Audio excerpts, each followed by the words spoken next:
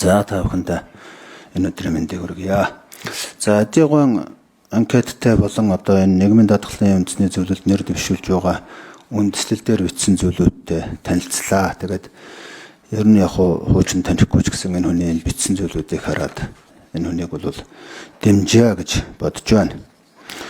Ер нь бол энэ нийгмийн даатгалын сан гэдэг зүйл бол угаасаа байхгүй ирсэн. Бид нар өнөөдөр ажил хөдөлмөр эрхэлж байгаа хүмүүсээс аваад одоо тэтгэр авч байгаа хүмүүстээ өгдөг. Цаашдаа ч гэсэн энийг ихтүүлэх юм бол ажил эрхлэгч нь алга болдог. Багдуулах юм бол тэтгэрийн сан бас алга болох боломжтой. Тэгэхээр энэ дээр их маш гоё санаа бичсэн байна л да. Энэ ер нь бол зохистой хэмжээг барьж ижил одоо өнөөдрийн цагийн одоо хөдөлмөр эрхлэлт нэмэгдэх ёстой. Дээрээс нь зохистой хэмжээ барьж иж өнөөдрийн одоо цуглуулж байгаа мөнгө ирээдүйн тэр хүмүүсийн одоо хуримтлагдсан тэтгэврийн сан болох ёстой гэдэг энийг бол бас энд бол аятайхан бичсэн байна гэж би бол өвдө харж байгаа учраас энэ талаас бас асуух шаардлагагүй байна. Зүгээр ер нь өнөөдрөөр цуглуулж байгаа мөнгөөр тэтгэврийн болон одоо бусад бүх зардлыг санхүүжүүлнэ гэвэл өнөөдрөө устгачих гээд байдаг.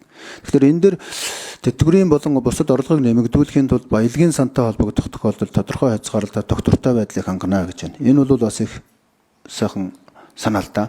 Угаасаа энэ баялагын сан, энэ ашигт мартамлын орлого гэдэг зүйл бол бас энэ тэтгэвэр тогтолцоонуудыг нэмэхэд тодорхой хэмжээгээр оролцох ёстой. Тэгээ би танаас нэг хоёр дахин зүйлийг тодруулъя гэж бодож байна. Нэгдүгээр энэ нийгмийн даатгалын сангийн оролцогч болгоныг нэг яаж тодорхойлох вэ? Энэ оролцогч дотор аль субъектүүд нь ямар ашиг алдагдaltaй байгааг яаж тодорхойлох вэ?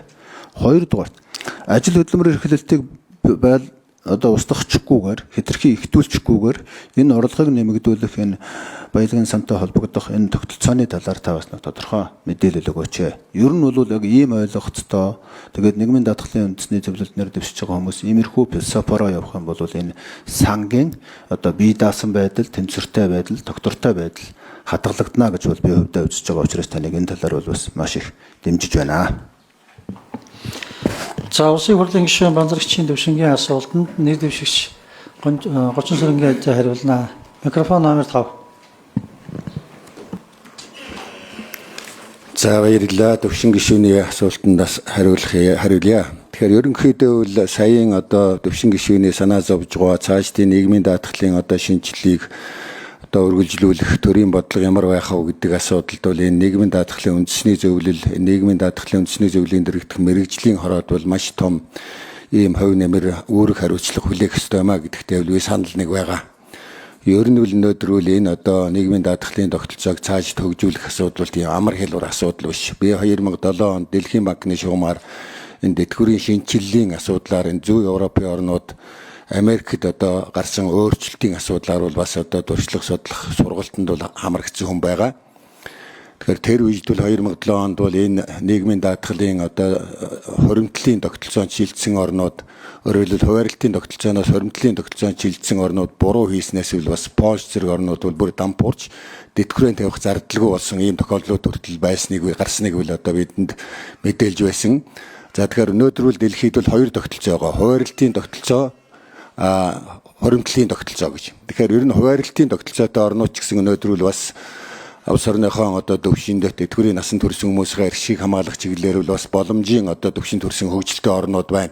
Тухайлх юм бол өнөөдөр холбооны бүгд найрамдах Герман улс бол одоо нийгмийн даатгалын одоо тэр чадхуйн хувьд бол дэлхийд 20 дугаараар эзэлж байгаа боловч өнөөдөр хуваарлтын тогтолцоотой одоо ийм Европын хөгжингөө орнуудын нэг гэдгийг та бүхэн маань бол мэдэж байгаа. За гэтэл одоо Азийн орнуудаас бол жишээлбэл Сингапур улс бол одоо энэ 20 одоо топ орнуудын дунд бол 5 дугаар байранд одоо явж байгаа жишээ. Тэгэхээр бид бол холбооны бүгд найрамдах Герман улсын дуршлагыг судалсан, Сингапурын дуршлагыг судалсан, зарим нь нэвтрүүлнэ гэж ярьдаг ийм одоо гишүүд бас бий. Тэгэхээр цаашдаа бол нийгмийн даатгалын тогтолцооны шилжилтийг бол маш одоо ухаалгаар одоо зөв одоо зохистой дараалалтай хийх шаардлага бол одоо Монголын одоо төр ажил олгогчид ажилчдын төлөөллийн байгууллагуудын өмнө л одоо тулгамжгой зорилтын нэг мөн гэж ингэж одоо би үздэг.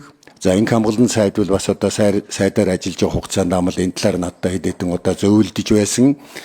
За энэ асуудлаар бол би бас өөрийнхөө санаа бодлыг хэлж байсан. Тийм учраас бол бид одоо энэ хуримтлалын тогтолцоонд үе шаттайгаар шилжих энэ шилжилтийг хэрхэн одоо тэтгэвэр авагчдын хувьд маш одоо тийм дарамтгүйгээр зөв хийх вэ гэдэг энэ асуудал бол бас одоо их тулгамж байгаа асуудал. Саяын ярьсан одоо асуудалтай санал нэг байна. Одоо зөвхөн өчтөр хөдөлмөр гэр бүл хөдөлмөр нийгмийн хамгааллын яамны төрийн нарийн бичгийн даргын телевизээр хийсэн мэдээлэл 2050 он гэхэд Монголд 1.1 сая тэтгэвэр авахч одоо бий болох нэ гэсэн ийм тооцоолол хийсэн байна. Өнөөдөр бол 541 мянга байна гэж одоо тэр зэргийн тэтгэврийнхнийг оруулаад хэлж байгаа баг. Тэгэхээр бид бол энэ одоо асуудал маань юу харж байгааг вэ? Монгол улсын эдийн засаг маань бол бас одоо нэг өндөр хөгжилтэй түвшинд хүрч чадаагүй байна. Ажил эрхлэлтийн түвшин бол доогуур байна. Өнөөдөр 60 гаруй хувьтай одоо хөдөлмөр ажил хүчний оролцооны түвшин. Тэгэхээр энэ эдийн засгийн өсөлтийг хангаж яаж ажил хүчний оролцооны түвшинг дээшлүүлж яаж энэ одоо хоримтлын тогтолцоог бүрдүүлэгч, шимтгэл төлөгчдийн тоо хэмжээг одоо нэмэгдүүлнэ.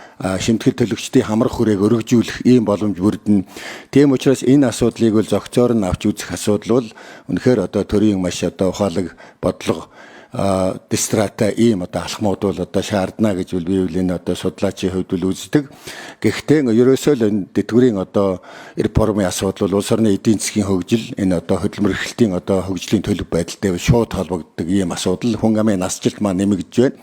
Яг одоо хуучин тогтолцооны үед одоо 10-аад жилийн өмнө бол нэг ажлагч 3 хүний тэтгэвэр авахчийн одоо тэтгэврийг одоо төлж чадах хэмжээний одоо шимтгэл төлж байсан бэл өнөөдөр 3 ажлагч ажиллаад нэг одоо тэтгэвэр авахчийн тэтгэврийг төлж чадахгүй байна гэсэн бараг ийм тооцооллыг бол одоо хийгээд байна гэсэн мэдээллийг авсан.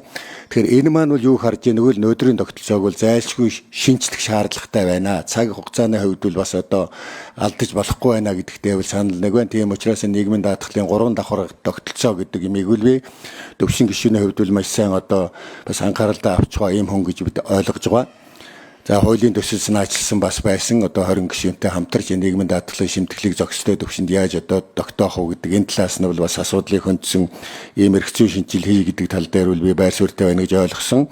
За тэгэхээр ер нь суур тэтгэвэр, за шимтгэл суурилсан тэтгэвэр, за тэгээд одоо хувийн одоо даатгалын тэтгэврийн даатгалын зохицоо гэсэн энэ 3 давхрах тогтолцоог бол одоо бид үндэсний хэмжээнийхээ онцлог зохицуулаад цаашдаа хөгжүүлэх. Тэгэхдээ энд бол маш ухаалаг алхмуудыг шатраатай хийхгүй бол бид нар Польшийн одоо хар сургамжуул одоо бидэнд бас л авах ёстой зүйл. Зүгээр л одоо хоримтлын тогтолцоон шилжлээгээд л ингээд одоо сангийн бие даасан байдлыг хангана гэж хайчих юм бэл одоо олон хүмүүс одоо тэтгэврийн одоо энэ боломжийг алдахад хүрнэ. Тийм учраас энэ дээр бол манай нийгмийн даатгалын үндэсний зөвлөлийн одоо оролцох талууд бол маш ухаалгаар энэ асуудлыг маш нухацтай үзэх, судлах шаардлагатай гэдэг ийм одоо саналыг төвшин гишүүний асуултанд хариулж зохицоор нь хэлмээр байна.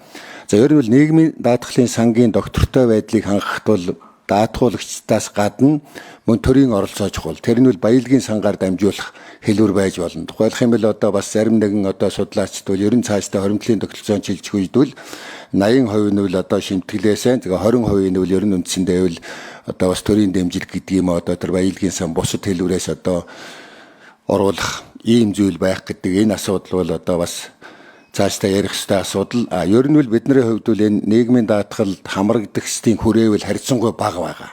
Өнөөдөр бол одоо 977,900 хүн нийгмийн даатгалд одоо хамрагдж байна, шимтгэл төлөгч байна гэдэг хамгийн сүүлийн үеийн буюу энэ оны 3 сарын мэдээлэл юм байгаа. 977,000.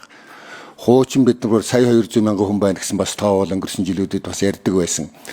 Тэгэхээр энэ нийгмийн даатгалт бол энэ хувийн хвшилд ажиллаж байгаа улсууд, албан бус салбарт ажиллаж байгаа улсууд, энэ мал аж ахуйд одоо ажиллаж байгаа улсуудын дийлэнх холонх нь бол хамрагдаж чадахгүй. Өнөөдөр бол сайн дурын даатгуулагч дөнгөж 86 мянга байна гэсэн ийм одоо тоог бол бас энэ оны 3 дугаар сарын байдлаар одоо гаргасан байна. 86,600 гэсэн байсан баха. Тэгэхээр энэ одоо сайн дурын даатгалд хамрагдагчдын хүрээг нэмэгдүүлэх чиглэлээр нийгмийн даатгалын одоо төрийн захиргааны одоо байгууллага, нийгмийн даатгалын үндэсний зөвлөл энэ бүх шатны иргэдийн хорлууд бол маш тодорхой ажиллахын шаардлагатай байна гэж үздэг. Ер нь бол би энэ иргэнийхэн одоо эрхийг хамгаалах үндэсний хууль тогтоомжийг тухайн нутаг дэвсгэр дээр хангуулах чиглэлээр нь аль ч чиглэлээр зөвхөн нийгмийн даатгал биш хөдөлмөр эрхлэлтийн чиглэлээр ч гэсэн энэ бүх шатны иргэдийн төлөөлөгчдийн хурал засаг дарга нар бол ерөөсөө одоо энд бол оролцоо багатай байгаа. Эцэг нийгмийн даатгалд хамрагдаагүй иргэн эрсдэл гарвал одоо ямар хүндрэлтэй тулгуурах вэ гэдгийг сум баг аймгийн иргэдийн хуралч бас мэддэг байх хэрэгтэй шүү дээ. Энэ асуудлыг аймагтаа авч хэлэлцдэг албан бус хэвшил, хувийн хэвшилд ажиллаж байгаа улсуудыг яаж нийгмийн даатгалд хамрагдалтыг нэмэгдүүлэх үү, энэ чиглэлээр соён гэгэрэл ажлыг яаж явуулах уу гэдэг энэ асуудлуудыг л ер нь бүх шатны иргэдийн хурал, бүх шатны засаг дарга нар бол анхаарахгүй байгаа ийм сэдв шүү гэдгийг хэлээ ингээ анхаарал тавьсанд баярлалаа. Төвшин гишүүнд баярлалаа, дэмжсэнд.